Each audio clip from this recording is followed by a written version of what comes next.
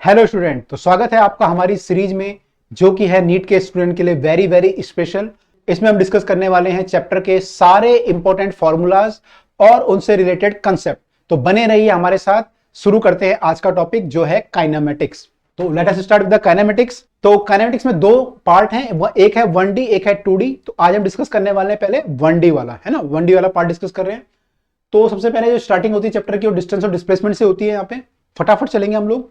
तो आपको पता है डिस्टेंस और डिस्प्लेसमेंट जो होता है, शॉर्टेस्ट पाथ जो होता है एक इनिशियल और फाइनल पॉइंट के बीच में, उसको हम बोलते हैं डिस्प्लेसमेंट। तो आपको पता है यहाँ पे जो एक्चुअल पाथ ट्रेवल होता है बिटवीन टू पॉइंट उसको हम बोलते हैं डिस्टेंस, और जो शॉर्टेस्ट पाथ होता है उसको बोलते हैं डिस्प्लेसमेंट। तो ये बेसिक डेफिनेशन है ना। इस पे बेस क्वेश्चन आते हैं। जैसे मान लीजिए पार्टिकल कोई पहले नॉर्थ गया 4 मीटर, फिर साउथ, ऐसा आता है क्वेश्चन की, फिर सॉरी पहले ईस्ट गया फिर नॉर्थ चला गया, तो कितना डिस्टेंस ट्रेवल किया, तो इट विल कम 4 का स्क्वायर प्लस 5 का स्क्वायर।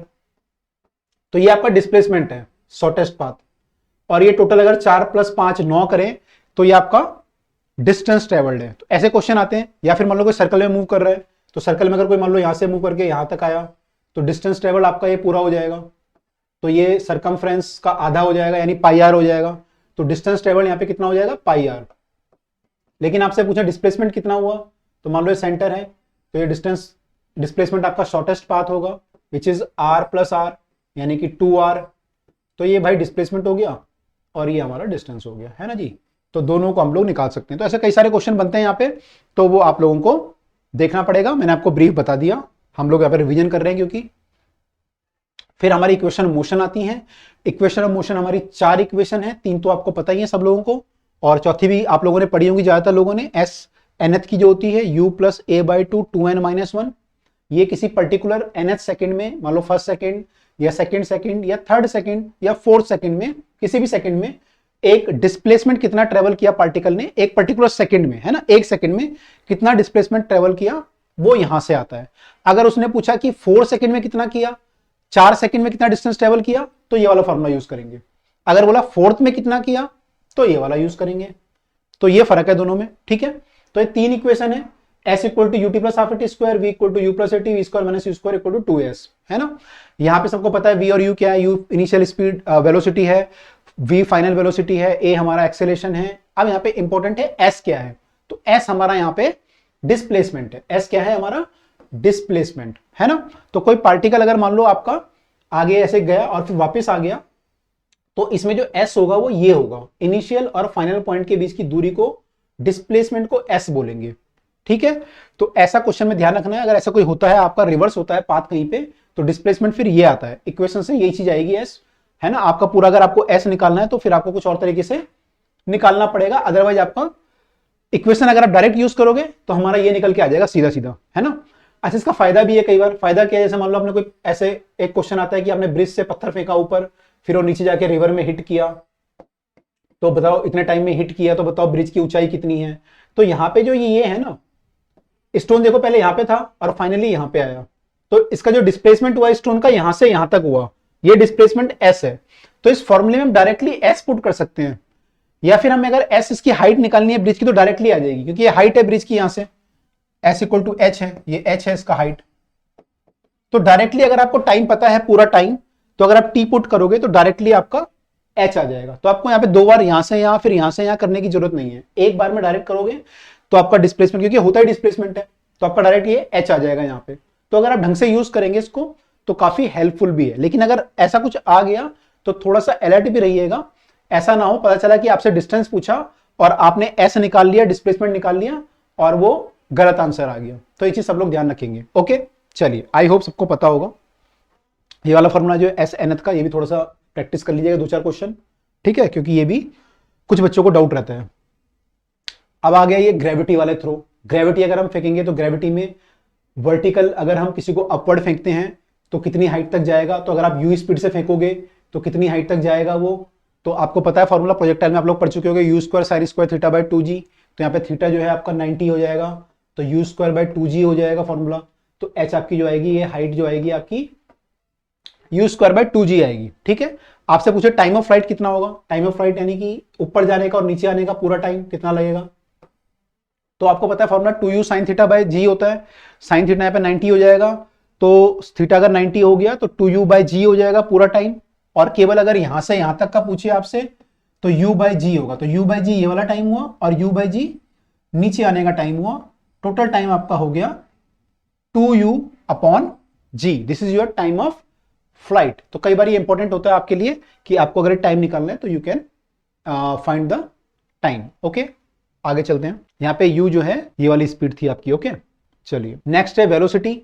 अगर किसी पार्टिकल को मैं ड्रॉप करूं तो जब वो नीचे पहुंचेगा उसकी स्पीड कितनी होगी, है ना। ऐसा था ना क्वेश्चन कि किसी पार्टिकल को हमने ड्रॉप किया और बिफोर हिटिंग द ग्राउंड उसकी स्पीड कितनी होगी, या फिर पानी की जो नल है उससे कोई बूंद आ रही है, ड्रॉप आ रही है, वो जब पानी जमीन को हिट करेगा, ग्राउंड को हिट करेगा, उसकी स्पीड कितनी होगी।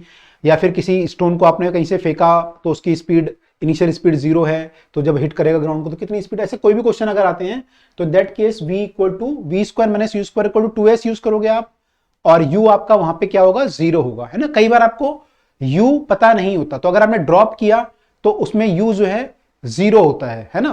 तो आपको क्या होता है, u लिखा नहीं होता लेकिन आपको पता ये मानना पड़ता है, या फिर वो सेल्फ अंडरस्टूड है कि अगर आपने उसे ड्रॉप किया तो u हमारा 0 होगा। अगर आपने स्टेशनरी प्लेटफॉर्म से ड्रॉप किया, अगर कोई मूविंग बलून है उससे ड्रॉप किया तो u की वैल्यू फिर जो बलून की स्पीड होगी वो लेनी पड़ेगी। लेकिन अगर सिंपल केस है, किसी बिल्डिंग के टॉप से आपने ड्रॉप किया या कोई नल है वहां से पानी की बूंद आई तो u हमारा 0 होगा। ठीक है, तो उस केस में u को 0 ले लेंगे। v² - u² equal to 2s, यानी कि v² इक्वल टू 2s, यानी कि v इक्वल टू √2gs, यानी कि 2gh आ जाएगा। उस केस में v आपकी जो स्पीड होगी हिट करने से पहले यहां पे, वो स्पीड आपकी √2gh के बराबर आ जाएगी। ओके, तो ये रिलेशन है इन दोनों में। अच्छा, इसमें एक चीज और इंपॉर्टेंट है, यहाँ पे देखिए आपका ये u 0 था, v आपका ये आया। अगर उल्टा केस होता, मान लो आपको v पता होता और यहाँ पे u 0 होता और आपसे बोलता h बताओ कितना होगा, तो वो भी हम इसी फॉर्मूले से निकाल लेते हैं। v इक्वल टू √2gh है तो h हमारा v²/2g आ जाएगा। तो ऐसा क्वेश्चन अगर आता है, किसी हमने पत्थर को ऊपर फेंका तो कितनी हाइट तक वो जाएगा, तो उस केस में we will use v equal to v²/2g equal to h। तो ये हम यूज कर सकते हैं। प्रोजेक्टाइल में आपने पढ़ा होगा v² sin² θ/2g, तो सेम फॉर्मूला है जो यहां पे हम लोग यूज कर रहे हैं। ओके, तो हमने ये पढ़ा वेलोसिटी के लिए। तो हम लोग टाइम के लिए पढ़ चुके हैं, वेलोसिटी के लिए पढ़ चुके हैं। और ये एक और टाइम का रिलेशन आ रहा है कि मान लो आपने स्टोन को ड्रॉप किया, डिफरेंट बॉडी को ड्रॉप किया मान लीजिए, तो पहली बात तो इसमें बहुत कॉमन सी लिखी हुई है कि जो इनका जो टाइम होता है नीचे आने का वो इनके मास पे डिपेंड नहीं करता। अगर वो सेम हाइट से ड्रॉप किए गए, ड्रॉप मतलब छोड़े गए, u 0 है, तो इनका टाइम जो है वो मास पे डिपेंड नहीं करता, सेम टाइम लगता है। डिफरेंट मास भी होंगे तो भारी बॉडी और हल्की बॉडी दोनों सेम टाइम में नीचे आएगी। ठीक है, यहां पे हमें पता है कि हमने एयर का रेजिस्टेंस जो है नेग्लेक्ट किया हुआ है। अगर आप एयर ले लोगे तो फिर डिफरेंट टाइम आ सकता है, लेकिन एयर हम यूजुअली लेते नहीं एयर का रेजिस्टेंस। तो उस केस में अगर आप एक भारी पत्थर फेंकोगे और मान लो एक कागज फेंकोगे तो दोनों सेम टाइम में नीचे पहुंचेंगे। ओके, तो सेम टाइम लगेगा। अच्छा, time taken by the stone to cover successive 1 metre are in the ratio.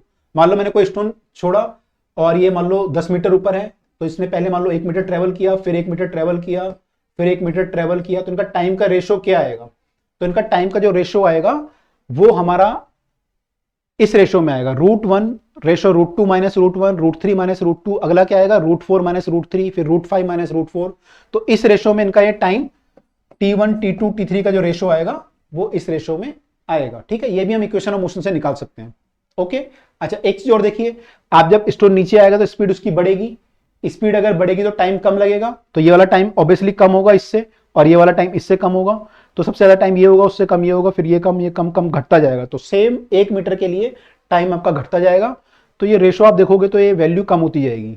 ठीक है, ये वैल्यू हमारी कम होती जाएगी। नेक्स्ट है कि आपका जो डिस्टेंस ट्रेवल्ड है वो टाइम के प्रोपोर्शनल है। अगर मैं आपसे पूछूं कि 1 सेकंड में स्टोन कितना नीचे आ जाएगा, 2 सेकंड में कितना नीचे आ जाएगा, या 3 सेकंड में कितना नीचे आएगा, तो जो भी इसका डिस्टेंस ट्रेवल्ड होगा वो टाइम के स्क्वायर के प्रोपोर्शन है, टाइम के स्क्वायर के।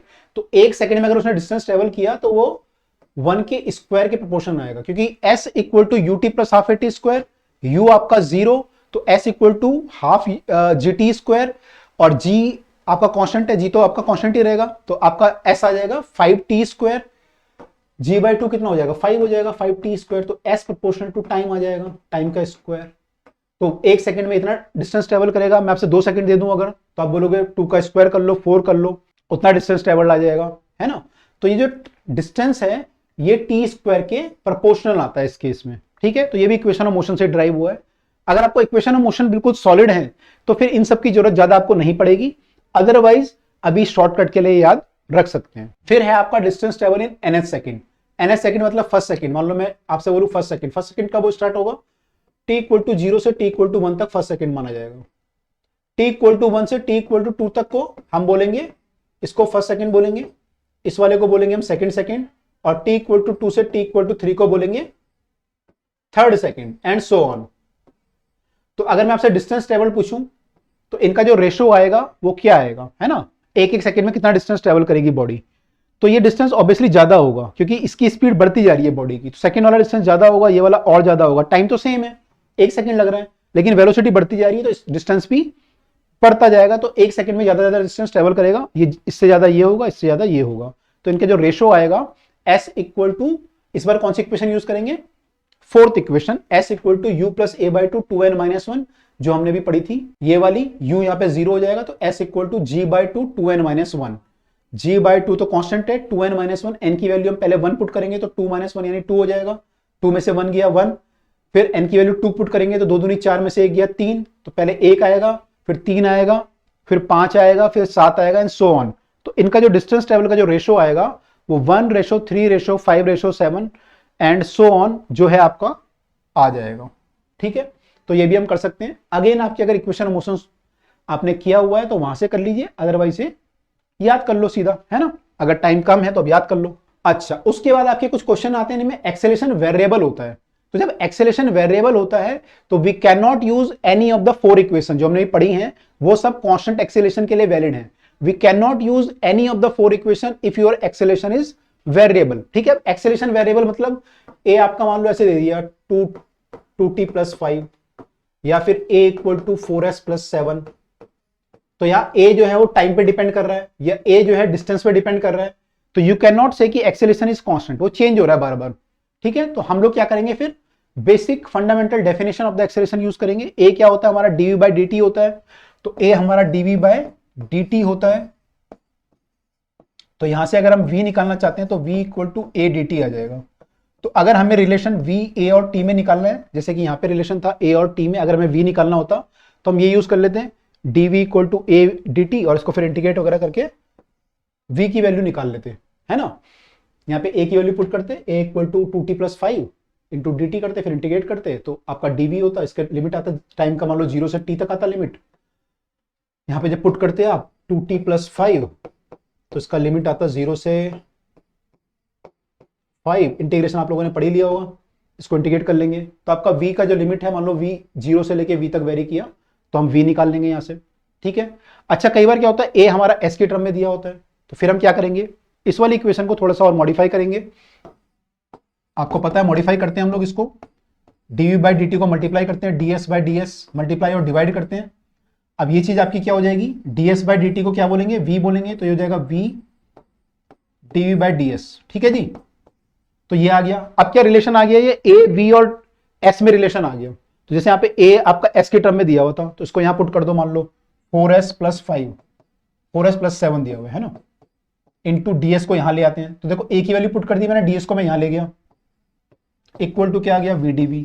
बस अभी 2 वेरिएबल में इक्वेशन आ गई, दोनों तरफ इंटीग्रेट करेंगे तो आपका v और s में रिलेशन आ जाएगा, है ना। तो ऐसे करके हम लोग, अगर ऐसा दिया हुआ है तो ये कर लेंगे, और ऐसा अगर t वाला केस दिया हुआ है तो ये कर लेंगे। तो दोनों इक्वेशन हमारे लिए वैलिड है, we can use any of the equation, ठीक है। तो यहाँ पे हम लोग बेसिक इंटीग्रेशन या फिर डिफरेंशिएशन का यूज करेंगे, है ना। अगर हमें मान लो a निकालना है, v दिया हुआ है तो फिर डिफरेंशिएट करेंगे, v को dv बाई dt करेंगे, या फिर s दिया हुआ है तो dv बाई ds करेंगे, ठीक है। तो इनको यूज करके हम लोग करेंगे, हम इक्वेशन ऑफ मोशन यूज नहीं करेंगे। बच्चे क्या करते हैं, v equal to u plus at वो सब लगाते हैं, वो गलत है, वो यहाँ पे वैलिड नहीं होगा। सिमिलरली अगर आपको s का रिलेशन देखना तो v equal to ds by dt होता है। तो यहां से अगर आपको s दिया हुआ है तो v को s को डिफरेंशिएट करोगे तो v आ जाएगा, या फिर मान लो आपको v निकालना है, s निकालना है, तो ऐसा कुछ रिलेशन बना सकते हो, v dt equal to ds। तो अगर आपको मान लो v दिया हुआ है s की टर्म में या t की टर्म में, तो फिर दोनों तरफ इंटीग्रेट कर लेंगे, उससे आपका रिलेशन आ जाएगा। तो फिर हम मैंने क्या कर रहे हैं, बेसिक जो डेफिनेशन है उसकी कि ए क्या होता है, वी क्या होता है, उसको यूज करके हम लोग ड्राइव कर रहे हैं। ओके, तो इस टाइप के क्वेश्चन हम ऐसे करेंगे। ठीक है, आगे चलें। कुछ इंपॉर्टेंट फैक्ट है यहाँ पे, 6 फैक्ट की हम लोग डिस्कस करेंगे। पहला फैक्ट क्या दिया हुआ है यहाँ पे, पहला फैक्ट है कि for a moving particle distance travel can not be zero. आपको पता है पार्टिकल अगर मूव कर रहा है तो डिस्प्लेसमेंट जीरो हो सकता है, पार्टिकल अगर घूम के वापस आ गया, लेकिन डिस्टेंस जीरो नहीं होगा। तो ये पहला फैक्ट है। दूसरा फैक्ट, डिस्प्लेसमेंट हमेशा जो है डिस्टेंस से कम होता है। अभी आपने देखा था डिस्टेंस आपका ज्यादा होता है, डिस्प्लेसमेंट कम होता है, तो displacement is less than distance, ये पूछ लेता है कई बार। ठीक है, और इनका अगर रेशो पूछ लिया, मान लो डिस्टेंस डिस्प्लेसमेंट बाय डिस्टेंस का रेशो पूछा, तो इसको यहां ले आएंगे, तो ये रेशो जो आएगा 1 से कम आएगा। और अगर मान लो उल्टा रेशो पूछ लिया डिस्टेंस बाय डिस्प्लेसमेंट का, तो फिर इसको यहां ले जाएंगे, तो ये 1 से ज्यादा आ जाएगा रेशो, है ना। अगर मैं पूछूं डिस्टेंस अपॉन डिस्प्लेसमेंट, तो डिस्प्लेसमेंट को नीचे ले जाएंगे, तो यहाँ क्या बचेगा, 1 बचेगा। तो 1 से मोर देन हो गया डिस्टेंस अपॉन डिस्प्लेसमेंट, है ना। तो ऐसा आपसे अगर पूछता है तो वो हम बता सकते हैं उसकी वैल्यू क्या होगी। तो ये आप देख चुके होंगे ऑलरेडी, है ना। सब लोग समझदार बच्चे हैं यहाँ पे मेरे। ओके, अब तो सब लोग बहुत स्ट्रॉन्ग हैं इस समय। For uniform motion there is uniform velocity, average velocity is equal to the instantaneous velocity. ये बोल रहा है for uniform motion, that is for the motion with uniform velocity. अगर मान लो यूनिफॉर्म वेलोसिटी से आप मूव कर रहे हो तो क्या होता है उसमें, average velocity is equal to the instantaneous velocity. यानी जो एवरेज वेलोसिटी होती है और इंस्टेंटेनियस वेलोसिटी सेम होती है, क्योंकि पार्टिकल क्या हो रहा है, यूनिफॉर्म वेलोसिटी से मूव कर रहा है। मान लो 30 मीटर पर सेकंड से मूव कर रहा है, तो ये मूव करता जा रहा है 30 मीटर पर सेकंड से, तो आप यहां तक का एवरेज वेलोसिटी निकाल लो या किसी पॉइंट पे वेलोसिटी निकालो, तो वो 30 ही आएगा हमेशा, है ना। क्योंकि एवरेज भी वही होगा जो टोटल होगा, क्योंकि चेंज तो वही नहीं। तो एवरेज और आपका, मान लो एक क्लास में सारे बच्चे सेम हाइट के हैं, तो एवरेज क्या आएगा, किसी बच्चे की हाइट ले लो, एवरेज ही आएगा। ठीक है, तो ऐसा ही यहां पर है। तो आई होप हमने तीनों फैक्ट यहां पे देख लिए थे, तीनों फैक्ट देख लिए। अगला 3 फैक्ट है हमारे, instantaneous speed is always equal to magnitude of instantaneous velocity, है ना। तो अगर आप कहीं जा रहे हैं मान लो बाइक पे, तो आपकी जो इंस्टेंटेनियस स्पीड होगी, जो स्पीडोमीटर शो करेगा, वो सेम होगी एज इंस्टेंटेनियस वेलोसिटी। दोनों एक ही बात है ना। आपकी मैं पूछूं इंस्टेंटेनियस स्पीड कितनी है, आप बोलोगे सर 50 किलोमीटर पर घंटे। वेलोसिटी कितनी है इंस्टेंटेनियस, तो वो भी 50 किलोमीटर पर आवर। बस क्या होगा, वेलोसिटी में डायरेक्शन होगी कि मैं नॉर्थ की तरफ जा रहा हूं या इधर को जा रहा हूं, लेकिन मैग्नीट्यूड दोनों का सेम होगा। तो इंस्टेंटेनियस में कोई फर्क नहीं होता, चाहे वेलोसिटी बोल लो या स्पीड बोल लो, एक ही बात है, एक ही बात है। ठीक है जी, तो ये दोनों इक्वल होते हैं, ऑलवेज इक्वल। अगला फैक्ट है कि speed of the particle remain constant when angle between A and B is 90 degree.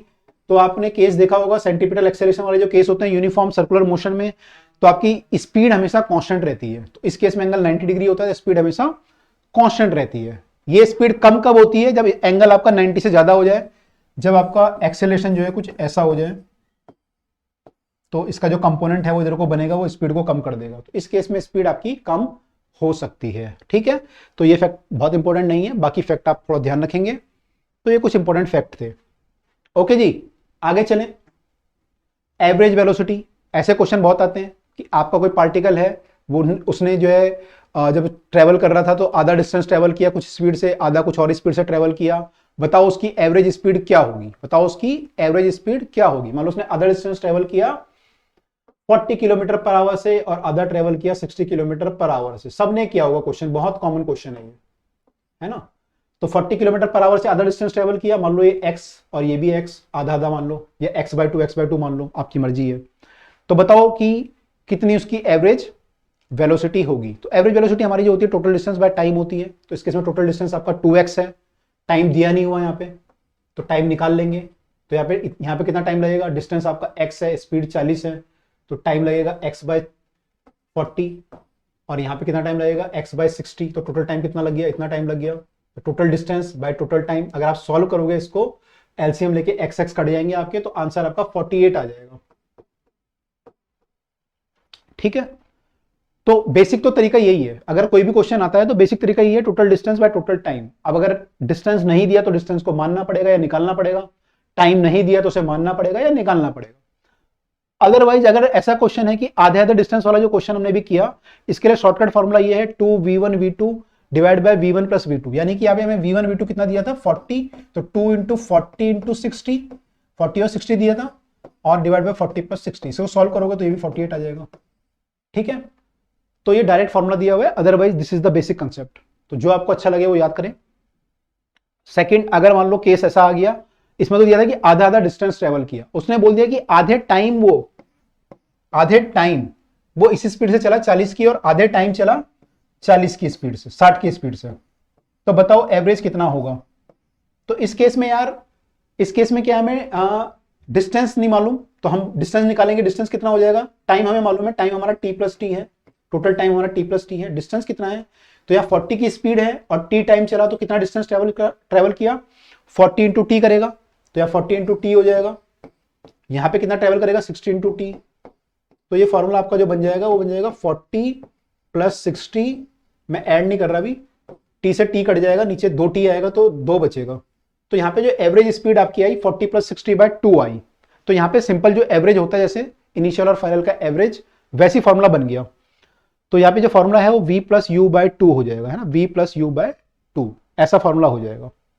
ठीक है जी, तो बेसिक से कर लो या फॉर्मूला याद कर लो, आपकी मर्जी है अब, है ना, अब आपकी मर्जी है, नीट आने वाला है, आप देखो कैसे कर रहे हैं, कौन सा आपको कंफर्टेबल है। जो आपने साल भर पढ़ा होगा वही याद करना ऑब्वियसली।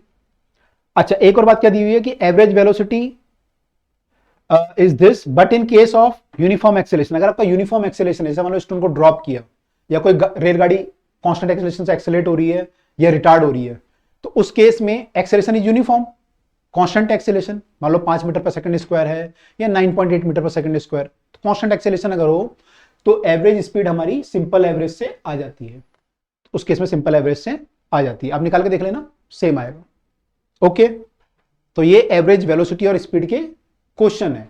अच्छा, एक क्वेश्चन ये आता है आपका कि मान लो कोई पोल है और एक ट्रेन इससे पास हो रही है, ट्रेन का जब इंजन इससे पास हुआ तो ट्रेन की स्पीड v1 थी, और जब लास्ट वाला ये वाला पार्ट जब पास हुआ तो ट्रेन की स्पीड v2 थी, जब यहां पोल से पास हुआ। तो जब बीच वाला पार्ट पास हुआ होगा पोल से, तो स्पीड क्या रही होगी, है ना, क्या स्पीड रही होगी। तो इसमें हम v square minus u square वाला फॉर्मूला यूज कर सकते हैं, v square minus u square equal to 2as। तो वहां से हमारा जो एवरेज, यहाँ पे जो वेलोसिटी आएगी, नॉट एवरेज वेलोसिटी, जो मिड पॉइंट की वेलोसिटी आएगी वो आएगी v square plus you square by 2। आप चाहो तो निकाल के देख लो, मिड पॉइंट जब ऐसे क्रॉस करेगा तो इसकी speed v1 square plus v2 square by 2 होगी। ठीक है, सेम क्वेश्चन आपका ऐसा भी आता है कि कोई पार्टिकल मान लो मूव कर रहा है, और पार्टिकल में मान लो यहां पे जब गया तो उसकी स्पीड a पॉइंट पे v1 थी, और जब वो b पॉइंट पे पहुंचा तो स्पीड बढ़ के v2 हो गई, तो जब वो बीच में रहा होगा तो स्पीड कितनी होगी। तो ये क्वेश्चन और ये क्वेश्चन दोनों सेम है, इनके आंसर सेम आते हैं। इसमें भी जो आपका आंसर आएगा, यहाँ पे जो स्पीड होगी वो v1 square plus v2 square upon 2 ही आएगा। चाहो तो सॉल्व करके देख लेना। तो मिड पॉइंट पे जो स्पीड होगी, या फिर रेल का जो मिड पॉइंट जब क्रॉस किया, तो स्पीड आपकी v1 square plus v2 square by 2 ही आएगी। ओके, चले आगे। एवरेज एक्सेलरेशन निकालने का formula total change in velocity by time, ये डेफिनेशन है। तो एवरेज एक्सेलरेशन हम ऐसे निकालेंगे, जो आपके ये वाले क्वेश्चन आते हैं कि कोई पार्टिकल मान लो ऐसे जा रहा था टुवर्ड ईस्ट, इसको ईस्ट बोलते हैं ना, 4 की स्पीड से, और 2 सेकंड बाद उसकी स्पीड इधर को हो गई टुवर्ड नॉर्थ। तो बताओ इसका एक्सेलरेशन कितना है, इसका एक्सेलरेशन कितना है। तो एक्सेलरेशन क्या होगा, v2 डेल्टा v, मतलब v2 vector minus v1 vector upon में टाइम। v2 वेक्टर कितना होगा, ये v2 वेक्टर है 3j मान लो, इसको 4i मान लो, टाइम 2 सेकंड दिया हुआ था, तो ये आ गया। इसका मैग्नीट्यूड निकालना है अगर, तो मैग्नीट्यूड कितना आ जाएगा, 3 का स्क्वायर प्लस 4 का स्क्वायर आ जाएगा अंडर रूट में अपॉन में 2। तो ये एक्सेलरेशन की वैल्यू आ जाएगी, है ना। तो आपको अगर एक्सेलरेशन की वैल्यू पूछ रहा है तो this is the value of the acceleration. अच्छा, अगर मैग्नीट्यूड पूछे, अगर मैग्नीट्यूड पूछ लेते हैं तो मैग्नीट्यूड यहां से आएगा 3j माइनस 4i, किधर को बनेगा वेक्टर, ये 3j माइनस 4i, माने कि j प्लस में है और i माइनस में है, तो 3j तो ये हो गया, अब 4i इधर कहीं आएगा, तो ये वेक्टर आपका ऐसे बनेगा, ऐसे, ये 3 है, ये 4 है, ये नॉर्थ है, ये वेस्ट है। तो अगर आप एंगल वगैरह निकालना चाहो फ्रॉम द वेस्ट, तो थीटा आपका tan थीटा जो होगा वो 3/4 आ जाएगा। ये 3 है तो ये 3 हो जाएगा, 3/4, तो tan थीटा 3/4। या फिर अगर आप एंगल यहां से निकालना चाहो तो ये आपका दिस बाय दिस आएगा, दिस आपका 4 हो जाएगा, ये आपका 3 है, 4/3, तो tan inverse of 4/3 west of north, है ना, वेस्ट ऑफ नॉर्थ। तो आप एंगल भी निकाल सकते हो और ऐसे करके मैग्नीट्यूड भी निकाल सकते हो। ठीक है जी, तो इससे हम लोग ऐसे क्वेश्चन कर लेंगे। आगे चलें फटाफट। अगला जो पार्ट आता है वो आता है ग्राफ वाले क्वेश्चन, है ना, जब ग्राफ दिए रहते हैं। तो ये भी बहुत कॉमन क्वेश्चन है आपके नीट में। तो ग्राफ वाले क्वेश्चन में क्या होता है, आपका यूजुअली जो ग्राफ होंगे वो एक्सटी ग्राफ होंगे या एसटी ग्राफ, एसटी या एक्सटी। या फिर वीटी वेलोसिटी टाइम या फिर एक्सेलरेशन टाइम, ये ग्राफ होंगे। अब इनका हम बेसिकली स्लोप या फिर एरिया निकालते हैं, तो उनसे देखो क्या क्या चीजें मिलती हैं हमें। अगर हम एक्सटी ग्राफ का स्लोप निकालेंगे तो इंस्टेंटेनियस स्पीड आएगी, एरिया निकाल के कुछ खास मिलेगा नहीं। वीटी का अगर हम स्लोप निकालेंगे तो एक्सेलेरेशन आ जाएगा हमारा, और वीटी ग्राफ का अगर हम एरिया निकालेंगे तो डिस्टेंस आएगा या डिस्प्लेसमेंट आएगा। क्यों, कैसे आएगा, जैसे मान लो आपका ग्राफ कई बार ऐसा दिया रहता है कि ऐसा ग्राफ है, फिर ये ऐसा हो गया, फिर ऐसा हो गया, ऐसा हो गया, ट्राइंगल बना दिया उन्होंने, ऐसे कुछ बनाते हैं ग्राफ, है ना। तो इस केस में क्या होता है, देखो ये ग्राफ का जो एरिया होगा ऊपर वाले को प्लस मानेंगे, नीचे वाले को माइनस, इसको प्लस। अब मान लो ये 5 आया, ये वाला मान लो 2 आया और ये वाला 10 आया। अगर मैं लिखूं 5 + 2 + 10, तो मैंने तीनों को प्लस लिया। अगर मैं तीनों को प्लस लूंगा तो मेरा क्या आएगा, टोटल डिस्टेंस आ जाएगा, है ना। लेकिन अगर मैं लूं 5 - 2 + 10, इसको नेगेटिव मानू, इसको पॉजिटिव वाले को पॉजिटिव मानू, नेगेटिव वाले को नेगेटिव मानू, तो क्या आएगा मेरा, डिस्प्लेसमेंट। तो इसका जो ग्राफ का जो एरिया है वीटी ग्राफ का, ये मेरे को दोनों चीजें प्रोवाइड करता है। तो ऐसे जो क्वेश्चन मेरे आते हैं तो मैं दोनों चीजें इससे निकाल सकता हूं। ओके, नेक्स्ट ग्राफ आपका एटी ग्राफ होता है। एटी ग्राफ के स्लोप से तो कुछ नहीं आता, स्लोप निकालोगे तो क्या आएगा, rate of change of acceleration आएगा ज्यादा से ज्यादा, है ना। अच्छा, एरिया निकालूंगा तो एरिया से क्या आएगा, change in velocity, change in velocity आएगा, है ना, वेलोसिटी नहीं आएगा, चेंज इन वेलोसिटी आएगा, v - u आएगा। तो ये चीज हम ध्यान रखेंगे कि इसके हमारे एरिया से क्या निकल रहा है। ओके जी, आगे चलें। आई होप सबको क्लियर हो रही चीजें, हम फास्ट चल रहे हैं काफी। लास्ट इसमें जो पार्ट आता है होता है क्रॉसिंग ऑफ द रिवर। तो क्रॉसिंग ऑफ द रिवर में 2 केस आते हैं। शॉर्टेस्ट डिस्टेंस, अगर मान लो रिवर ऐसे बह रही है, मैं ऐसे पार करना चाहता हूं, शॉर्टेस्ट डिस्टेंस होगा मेरा ये केस। उसके लिए मुझे ऐसे तैरना पड़ेगा, वेलोसिटी ऑफ मैन इधर को होगी, वेलोसिटी ऑफ रिवर इधर को होगी, और जो टाइम टेकन यहां पे आएगा वो इस डिस्टेंस पे डिपेंड करेगा कि विड्थ कितनी है रिवर की। तो टाइम टेकन आपका d/vm का स्क्वायर - vr का स्क्वायर, तब जाके वो आदमी इस टाइम में यहां पहुंच पाएगा। अच्छा, एक चीज और ध्यान रखिएगा, यहाँ पे vm अगर मान लो vr से छोटा हो गया तो ये नेगेटिव हो जाएगा क्वांटिटी, रूट में नेगेटिव मतलब इमेजिनरी क्वांटिटी, तो पॉसिबल नहीं है। तो ये टाइम या शॉर्टेस्ट डिस्टेंस वाला केस तभी पॉसिबल है जब आदमी की स्पीड vm ज्यादा हो vr से, यानी रिवर की स्पीड से आदमी तेज तैर सकता है, तभी वो ऐसा सोच सकता है जाने की, अदरवाइज वो ऐसा जा नहीं पाएगा, नहीं जा पाएगा। ओके, सेकंड केस आता है शॉर्टेस्ट टाइम। शॉर्टेस्ट टाइम के लिए आदमी क्या होता है, सीधा यहां पे तैरना शुरू करता है, लेकिन रिवर का फ्लो उसको थोड़ा सा यहां बहा के ले जाता है, तो आदमी यहां कहीं पहुंच जाता है। तो इसमें टाइम सबसे कम लगता है, लेकिन आदमी थोड़ा सा आगे ड्रिफ्ट हो जाता है। तो इसमें जो टाइम टेकन आता है उसका फॉर्मूला सिंपल होता है, डी, ये तो डी है, और divided by velocity of man, क्योंकि मैंने इधर को तैरना शुरू किया था, तो d/vm कर लेंगे, तो हमारा यहां से टाइम निकल जाएगा। ठीक है, तो ये हमारा शॉर्टेस्ट टाइम का क्वेश्चन हुआ। ठीक है, तो सेम अप्रोच लगा के हम बाकी क्वेश्चन भी कर सकते हैं इसमें। ओके, तो this was all about the kinematics 1D motion. Hope आप लोगों को ये फास्ट रिवीजन पसंद आई होगी। पसंद आई होगी तो लाइक करें, शेयर करें और कमेंट करके बताएं आप और क्या चाहते हैं। हम लोग आपसे मिलेंगे नेक्स्ट वीडियो में with more formula and more fast revision. तब तक पढ़ते रहिए। Thank you very much and best of luck.